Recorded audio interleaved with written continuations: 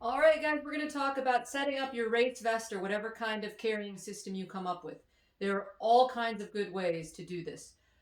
I do have, for some hundreds, a waist belt that carries two 17-ounce water bottles, and with that and little side pockets that some shorts come with, I can actually run 100 with just a belt. I think I did that at maybe Cloud Splitter. No, Cloud Splitter had layers. I did it at No Business. Anyhow, and I did a 50 mile not too long ago. This is a setup for a race where I need to carry more. There's unpredictable weather. Both of these pieces of equipment are very lightweight, empty. I like to have my water down around my waist. You can put it up here. I can run with it up here, but if you have a lot of back problems, especially low back problems, you might want to think about finding a belt because an ounce of water weighs an ounce, and having it down here close to your center of gravity is good. What a lot of people hate about these is they bounce. The reason that yours bounces when you run is that you are trying to wear it down here where it looks cool. This is the cool height to wear things on your hips. This is not. It's not. This is my actual real waist. That's the edge of my ribs right there. I've got it clear up here. My pants don't sit that high. But this belt, if I put it at my very narrowest spot, it stays put. All right, so after that, I've got a water bottle. If you don't have one, you still want to do this. This is a list of every aid station. Those boxes indicate spots I put drop bags. You might have more of them, but that way I can glance at this and tell. I would fold it in half after using packing tape to laminate it and stick it in a pocket if I didn't have a water bottle. In this case, I'm actually going to packing tape it right onto my water bottle so I can keep checking. Oh, this is my next aid station. This is how far I still have to go. And I've got little notes on it for when I absolutely have to have a gel because if I don't, even if I'm moving fast, I'm going to fall behind on my calories. There's no way I'll be fast enough for my powders. All right, so next up, make sure you know what's in every single pocket that you have. Organize yourself. Do not do this spur of the moment. So on long run, you're going to want to actually set up your race vest the way you want it. Back here, I've got my rain jacket. I might even, if I were you, put a spare layer in there, try to see how it compresses down. This is a big emergency layer for my next race. I put it in a Ziploc. Soaked emergency layers do you no good. You actually want to keep it dry. So if it starts to rain, I have a dry layer, and if it gets cold, I have a dry layer and my rain jacket in the back there. I don't put much else in the back besides clothes. If it was very bad weather, I might have gloves and a hat, especially mountains where the weather can go up and down so very, very much. Toss the trash bag back there. Okay, so that's the back part, but that's only if something's going badly. Okay? Uh, I don't have to access it much. So up here, where water usually goes for me, either I have the side pockets on my shorts for these, or on some of those tights that have those side spandex pockets. I use those for these. This is my powdered calories I mentioned. For a lot of you, this isn't happening. You might be looking at a sleeve of shot blocks or something else, but I've got these calories right here so that I can get them to my water bottle easily. Okay? This open pocket here, this contains the gels I expect to need until I get to my next drop bag. These are the ones I expect to need no matter what, okay? Then this pocket here is my salt and Tums and chapstick. That's all that's in there. And a little Ziploc of salt and Tums, chapstick. I know it's there. I've kept it set up this way so many times. And on your long run, what you're going to want to do is keep going. This is here. This is here. You're going to look real funny. And then this is here. So right here in this pocket, which zips on this vest, which is why I picked it for this, is emergency things. I don't expect to need them. Crack gel, jillion tons of caffeine. Mylar vest I made. And this is some Tylenol. We're going to have another video on why to not take NSAIDs and what an NSAID is. This is some caffeinated mints in case I need to get even more fast caffeine. They're about 40 milligrams each. And some Tylenols. I do know how much I can take at a time. I do actually have enough to share because I would never take these unless I was past mile 75.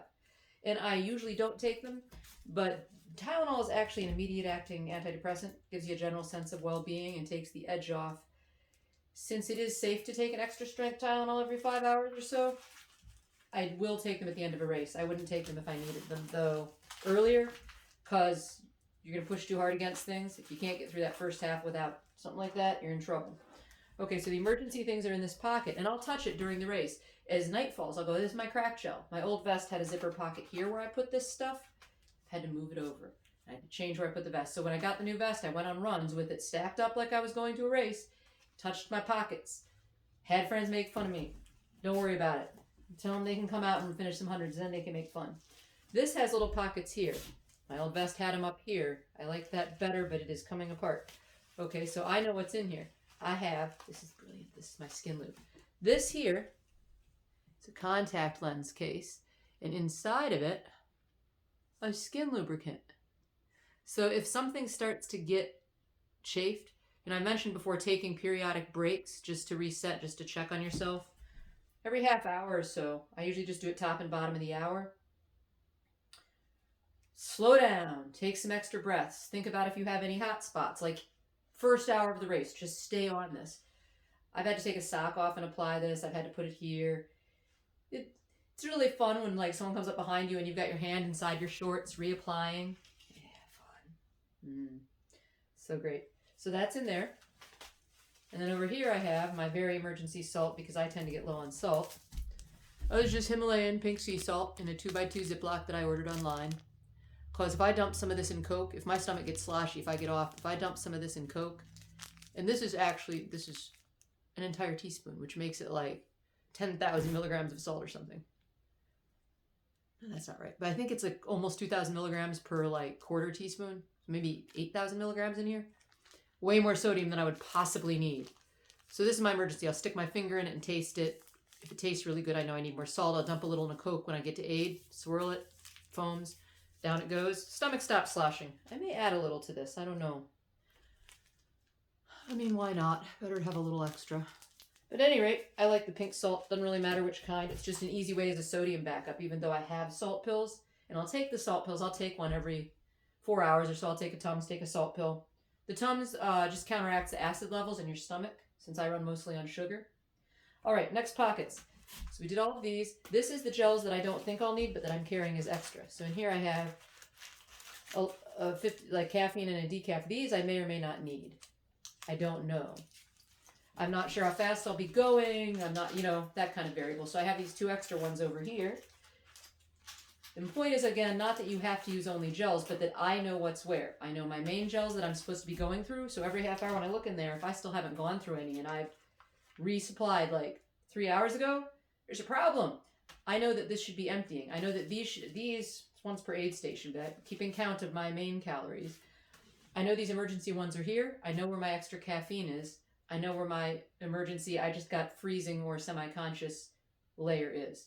Because I'll put that poncho on and right under my rain jacket if I start to feel like I'm going to pass out somewhere. I will leave the aid station super sleepy. I will put in the caffeine and hope. I will not sit there and try to wake up. Which means that I've gotten by myself 45 minutes out of aid and suddenly looked at my watch and been unable to make my eyes work. Put in the emergency caffeine, but put that poncho on. Because I'm not getting woken up by somebody else and then I'm hypothermic and they got to walk me in. That thing has saved me. Okay, last thing. The headlamp. There's a zipper pocket on almost every vest in the back. It's right here. Yeah, I can just reach back and get it. Headlamp lives there. The only other thing that lives in that pocket ever for me is batteries. Where'd my pocket go? Oh, the range of motion on that shoulder. Batteries. Also in a 2x2 Ziploc. I discovered it'll perfectly hold 3 AAAs. Do not leave these loose. Do not just toss them in your random main pocket of your bag. They always go 4 of them to a little Ziploc like this so that they don't get separated from each other. They don't get dropped when you pull them out where one of them's rolling around the forest floor. They're in this little baggie, and I've actually got a second one back there.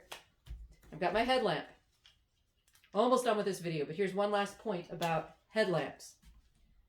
So I put these all away. So this is here so I can find it really quickly and easily. I can instruct someone to find them, and there's nothing else in there.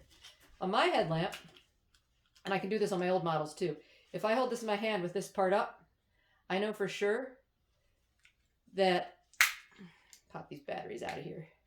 I know for sure, looking in here, from knowing that if I touch this and feel this nub is up, and I'm holding the lid up, that this battery goes in the bottom with the nub up. And I know that they reverse all the way along the way. So I know I put that nub up, put the second nub down. You can feel them, the positive nub. And so I can load a headlamp with these by myself in the dark. I'm half tempted to do a I'm blindfolded video for you all, but I have done this. It's a fun game. Figure out how the batteries go in, and then load it yourself, because if you load this wrong, your light doesn't work. I know, you're cruel, change your batteries at the aid station. You'll remember to tell the volunteer to help you. You're going to be so on it at 3 a.m. that you don't forget anything, right? I've been alone in the woods by myself. I learned how to do this skill. Actually, it was a rechargeable, thank God. So it had one battery pack. Battery just suddenly cut out, and I was completely alone. No moon, completely alone in the dark, tired. I had to sit down so that I wouldn't have anything roll away from me. I was afraid if I dropped stuff. Ground was cold. I remember feeling the battery as I took it out so that I could feel the new one in. I at least already had the strategy of keep it all in that pocket. So I was able to get through it. Oh, that's not locked. Also, with most headlamps, there's a hold it long enough and it locks off by flashing at you. This is black diamond, but almost every headlamp has some version where you can lock it out. One of the things I like, although the cheap headlamps are okay, one of the things I like about some of the better ones is that you can lock them off so they don't turn on in your drop bag. But that's also why to carry a couple of these and then put another set of them with your food bags. You always have them. So again, figure out how you're going to set up your packs for racing. Take them out with you somewhere. Go running with them set up and review what you have where. Because it's not going to do you any good when you forget that you have it. This also reminds you that as a race is going on, you keep checking. I have this, I have this. This is where it is. It is astounding how out of it you can get. And doing this prepares you mentally to take care of yourself during your race, to know what you have where and how to use it. All right, that's it for this one.